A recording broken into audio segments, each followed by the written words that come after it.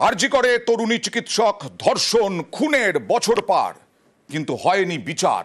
এই অভিযোগে, এই প্রতিবাদে এখন সোচ্চার নির্যাতিতার বাবা মা। সিবিআইয়ের বিরুদ্ধে বারবার ক্ষোভ প্রকাশ করেছেন। এবার পুরস্কার ফিরিয়ে দিলেন। কি পুরস্কার? দিল্লির মুখ্যমন্ত্রী রেখা গুপ্তা একটি পুরস্কার দিয়েছিলেন, সেই পুরস্কার ফেরালেন। নারী শক্তি পুরস্কার, সেই নারী শক্তি ফেরালেন মা বাবা। আরজি করে যে নিহত তরুণী চিকিৎসক, তার বাবা মা ফিরিয়ে দিলেন। সরাসরি চলে যাব প্রতিনিধি সুবীরের সঙ্গে কথা বলবো। সুবীর, কেনই বা দিয়েছিলেন রেখা গুপ্তা এবং ফেরালেন কেন, কি বলছেন তার মা?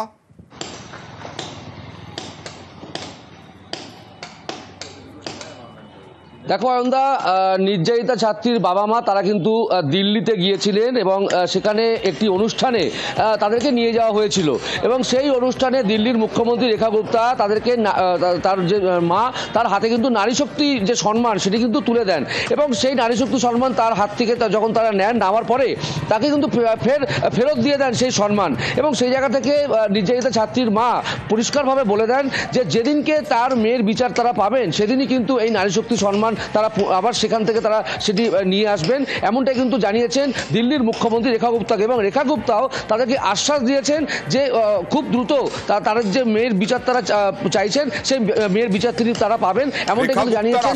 কি চিড়ে ভিড়ছে? তারা কি বল পাচ্ছেন কোনোভাবে? সিবিআই তো কিছু করতে পারেনি সেরকম ভাবে, সেটাই বলছেন বারবার সুবীর। দেখো একদমই, কারণ তার বাবা মা এই এতদিন ধরে 1 বছর অতিক্রান্ত, সেই জায়গা থেকে এখনো পর্যন্ত তার মেয়ের যে বিচার সেটা কিন্তু তারা কোনো জায়গা থেকে পাচ্ছেন না, এমনটাই কিন্তু তারা বলছেন। এবং সেই জায়গা থেকে যে নারী শক্তি সম্মান দেওয়া হচ্ছে মুখ্যমন্ত্রীর, দিল্লির মুখ্যমন্ত্রীর তরফ থেকে, সেই জায়গা থেকে তারা কিন্তু এই যে তারা ফিরিয়ে দিয়েছেন এবং সেই জায়গা থেকে তারা বোঝাতে চেয়েছেন যে তার মেয়ের যে মৃত্যুর যে বিচার যতক্ষণ না পর্যন্ত না তারা পাবে ততক্ষণ পর্যন্ত কিন্তু এই নারী শক্তি সম্মান তারা অধরা বিচার। আর এরই প্রতিবাদে নারী শক্তি সম্মান ফিরিয়ে দিলেন মা বাবা। আরজি করে নিহত তরুণী চিকিৎসকের মা বাবা, মা কি বলছেন দেখুন। আমাদের দিল্লির মুখ্যমন্ত্রী রেখা গুপ্তা আমাকে একটা নারী শক্তি অ্যাওয়ার্ড দিয়েছিলেন, ওটা আমি ওনার হাতেই প্রত্যাখ্যান করেছি। আমি বলেছি যেদিন আমি মেয়ের ন্যায় বিচার পাবো, মুঝে ন্যায় চাইয়ে, সেদিন আপনার থেকে এটা নেব। ওনার কাছে ফিরিয়ে দিয়ে এসেছি। সিবিআইয়ের দরজায় দরজায়ও ঘুরেছেন, কিন্তু সিবিআইয়ের প্রতি চূড়ান্ত অনাস্থা প্রকাশ করলেন তার বাবা, নিহত তরুণী চিকিৎসকের বাবা। সুবীর,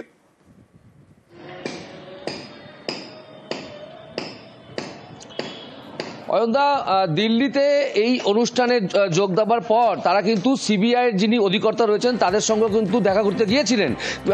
বেশ কিছুক্ষণ সিবিআইয়ের অধিকর্তার সঙ্গে কিন্তু তার বাবা মার কথা হয়েছে, কিন্তু কোনো একটা জায়গা থেকে এই যে তার বাবা মার যে প্রশ্ন ছিল যে তার মেয়ের মৃত্যুর বিচার কবে তারা পাবেন, সেই জায়গা থেকে কিন্তু সিবিআইয়ের অধিকর্তা যিনি রয়েছেন তিনি কিন্তু কোনো সদুত্তর দিতে পারেননি, এমনটাই কিন্তু তারা জানাচ্ছেন। পাশাপাশি সিবিআইয়ের প্রতি যে তাদের যে ভরসা ছিল, কোনো একটা জায়গা থেকে কিন্তু সিবিআইয়ের যে এই যে তদন্তের যে জায়গা, সেই জায়গা থেকে কিন্তু তারা কোনো একটা জায়গা তারা কিন্তু ভেঙে পড়ছেন। তারা বলছেন যে সিবিআইয়ের কাছে যে তদন্ত তারা চেয়েছিলেন যে তদন্ত করুক, সেই জায়গা থেকে সিবিআই থেকে কিন্তু তারা কোনো ফলপ্রসূ কোনো উত্তর পাচ্ছেন না। সেই জায়গাতে কোনো একটা জায়গায় কিন্তু সিবিআইয়ের প্রতি যে অনাস্থা তারা আনছেন, সেই জায়গা থেকে একদম নির্যাতিতার বাবা মা তারা কিন্তু ভেঙে পড়েছেন। তারা এও বলছেন যে সিবিআইয়ের প্রতি কিন্তু তাদের যে একটা আস্থা ভরসা ছিল সেটা কোনো একটা জায়গা থেকে কিন্তু তারা পাচ্ছেন না, এমনটা কিন্তু জানাচ্ছেন নির্যাতিতা ছাত্রীর বাবা। আরজি করে নিহত তরুণী চিকিৎসক, ধর্ষণ, খুন, প্রচন্ড অত্যাচার, তার উপর তার বিচার তারা পাননি, সিবিআই দিতে পারেননি, এমনটাই বারবার অভিযোগ করে এসেছেন।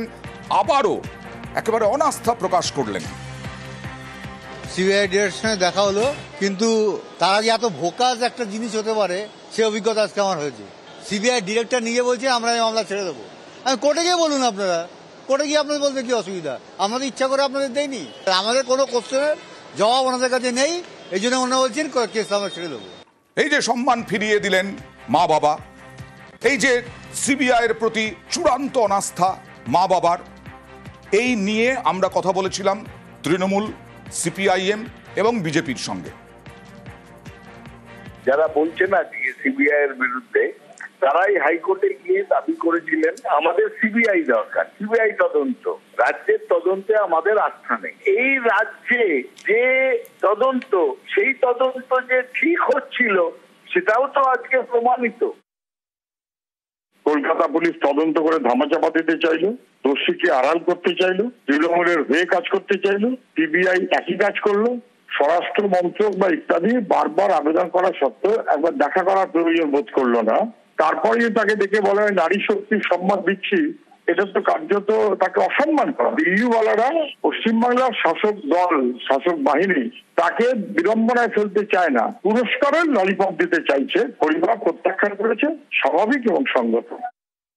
প্রমাণ লোপাটের জন্য যা যা করার তৃণমূল কংগ্রেস তো তাই করেছেন, মন দিয়ে করেছেন।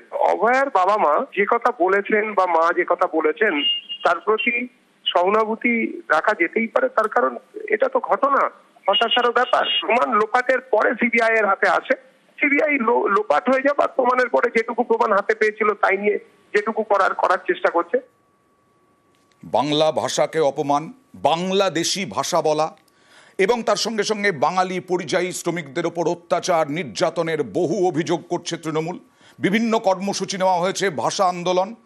আজকে রাজ্যসভায় সাংসদরা এই ব্যাজ পরে ঢুকেছিলেন, কিন্তু ডেপুটি চেয়ারম্যান, রাজ্যসভার ডেপুটি চেয়ারম্যান, আজকে 22শে শ্রাবণ, রবীন্দ্রনাথের ছবিও রয়েছে তার মধ্যে, কিন্তু রাজ্যসভার ডেপুটি চেয়ারম্যান অভিযোগ, ডেপুটি চেয়ারম্যান অ্যালাউই করেননি।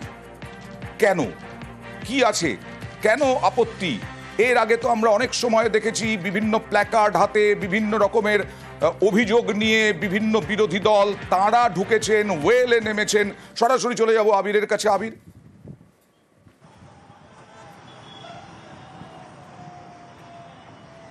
দেখো, এদিনকে রাজ্যসভার সাংসদরা তারা যখন অধিবেশন কক্ষের মধ্যে প্রবেশ করেন তখন সে সময় চেয়ারে ছিলেন হচ্ছে ঘনশ্যাম তিওয়ারি।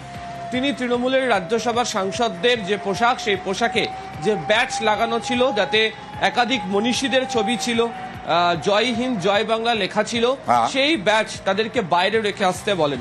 তিনি উল্লেখ করেন যে কোনো ধরনের পোস্টার, ব্যানার, ব্যাচ এ সমস্ত কিছু নিয়ে অধিবেশন কক্ষের মধ্যে প্রবেশ করতে পারা যাবে না, এগুলো কি, এগুলোকে রেখে আসুন।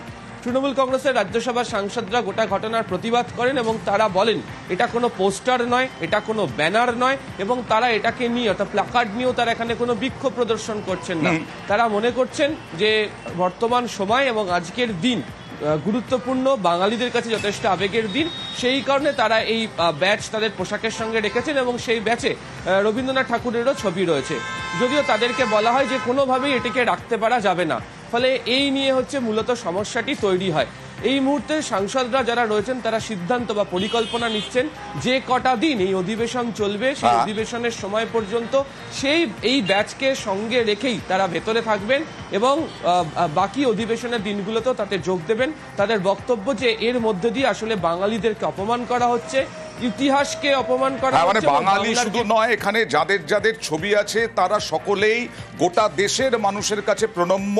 স্বাধীনতা সংগ্রাম হোক, বাংলা সংস্কৃতি হোক বা ভারতীয় সংস্কৃতি, সবের সঙ্গেই জড়িত এরা। আর তাই প্রশ্ন উঠছে কেন আপত্তি রাজ্যসভায়। ঋতব্রত বন্দ্যোপাধ্যায় তৃণমূল সাংসদ, তিনি কি বললেন দেখুন। চেয়ার এখন বলছেন, চেয়ার থেকে বলা হচ্ছে যে স্টিকার, ব্যাজ এগুলো লাগানো যাবে না, প্ল্যাকার্ড দেখানো যাবে না। প্ল্যাকার্ড তো আমরা দেখাইনি, আমরা আমাদের বুকে, আমাদের হৃদয়ে কারা আছেন, এখানে জয় হিন্দ জয় বাংলা লেখা রয়েছে। দেশনায়ক সুভাষচন্দ্র বসু, রবি ঠাকুরের ছবি আছে, দেশের জাতীয় সঙ্গীত যার লেখা, বঙ্কিমচন্দ্র চট্টোপাধ্যায়ের ছবি আছে, জাতীয় গান যিনি লিখেছেন। তো এটা তো কোনো প্ল্যাকার্ড নয়। রবীন্দ্রনাথের ছবি বুকে থাকলে ওদের আপত্তি। এই যে বাংলাকে অপমান, বাঙালিকে অপমান, 2026-এর নির্বাচনে বিজেপিকে ডেসিমেট করে দিয়ে, রাজনৈতিকভাবে সম্পূর্ণভাবে নিশ্চিহ্ন করে দিয়ে বাংলার মানুষ মনীষীদের অপমানের জবাব দেবেন। আর এ রাজ্যেরই বিজেপি মুখপাত্র, তার আমরা রিয়াকশন নিয়েছিলাম, কি বলছেন দেখুন। যদি কোনো বিদেশি স্লোগান ব্যাচ বানিয়ে, স্লোগানের ব্যাচ বানিয়ে কোন নাগরিক, তিনি যদি এমপিও হন, তিনিও যদি ঢোকেন, সেটা সমীচীন নয়। জয় হিন্দ অব্দি ঠিক আছে, হতেই পারে। জয় বাংলা লিখেছেন কেন? যেটা কিনা ঘোষিত হবে বাংলাদেশের সরকারি স্লোগান। ওনারা কি মনে করছেন ওনারা কি বাংলাদেশের প্রতিনিধি নাকি? এইসব বলে বাঙালিকে খেপিয়ে দেওয়ার যে অপচেষ্টা ওনারা করছেন সেটা হবে না। বাঙালি এত পাগল নয়। পশ্চিমবঙ্গের বাঙালি পরিষ্কার জানে কারা বাঙালির চাকরি লুট করেছে, কারা মেধা চুরি করেছে, কারা বাংলার মেয়েকে খুন করেছে। কিসের বাঙালি আনা? তৃণমূল নেত্রী মমতা বন্দ্যোপাধ্যায় বিভিন্ন ভাষা আন্দোলনে যাচ্ছেন, মিছিল করছেন। তৃণমূল কংগ্রেস তারা কর্মসূচি পালন করছে 22শে শ্রাবণ নিয়ে। এর আগেও পোস্ট করেছিলেন এক স্যান্ডেলে। আজকে 22শে শ্রাবণ, মমতা বন্দ্যোপাধ্যায় আবার অনুপ্রেরণা, যে এই ভাষা আন্দোলনের অনুপ্রেরণা কবি রবীন্দ্রনাথ ঠাকুর, তাও আরও একবার জানালেন। এর মাধ্যমে বারবার রবি ঠাকুরকে তুলে ধরা, রবি ঠাকুরকে রবি ঠাকুরের যে অবদান, সেই অবদানকে তুলে ধরার মধ্যে দিয়ে আরও জোরদার করতে চলেছে তৃণমূল কংগ্রেস ভাষা আন্দোলন 26শে বিধানসভা নির্বাচনের আগে।